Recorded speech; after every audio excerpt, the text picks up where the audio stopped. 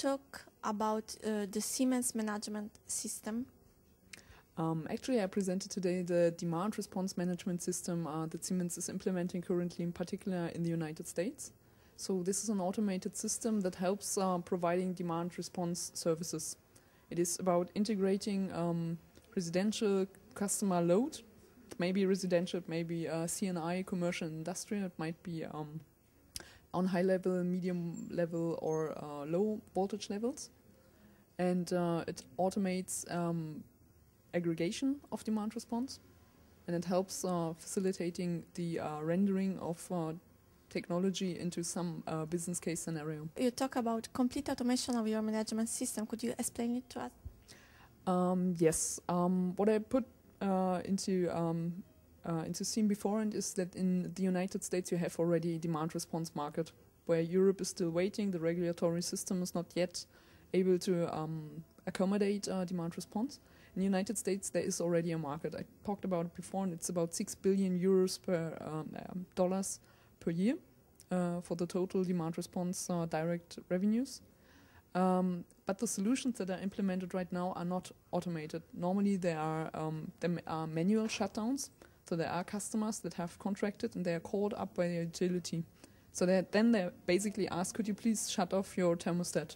So what is the complete automation in there is that the Siemens demand response management system automates these processes. It's not necessary to be called up manually, but due to a certain scheme and algorithms and mathematical calculations, you can determine at what point and at what price you can shut off, shed a customer, or shift the load, actually. Because demand response is about shutting it down on short notice, or on putting your load, your consumption, to another time on request. What do you have financial and environmental benefit with this application? The financial and environmental benefits that are derived by demand response are basically coming from two areas. For the starting with the environmental parts, if you consider that you have in Europe, for example, more and more renewable energy in feed, you have peaks.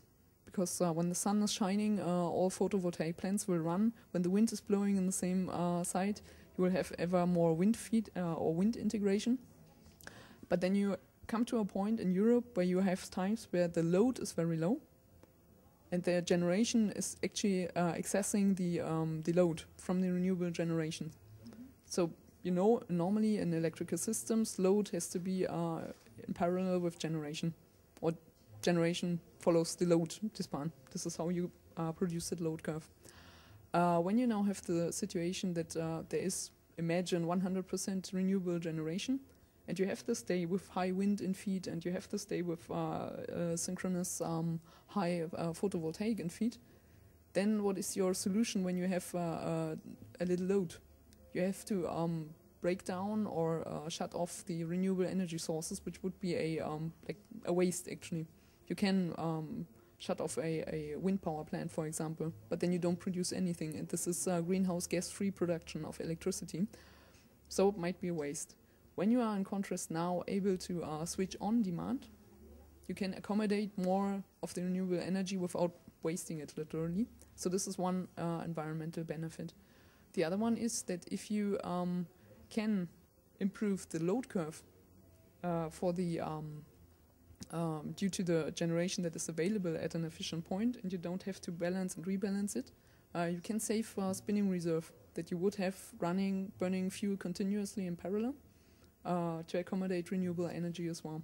So getting rid of extra spinning reserve, getting rid of peaking power capacity is also adding up to the environmental benefits.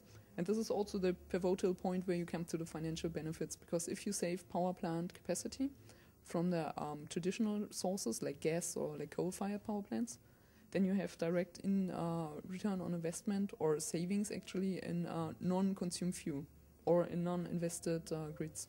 The other part is as well, if you can reduce grid congestion, so the load on our networks, then you can also reduce in the mid and long-term investments in energy networks. So this is the second part where you have tremendous potential for financial benefits on that one.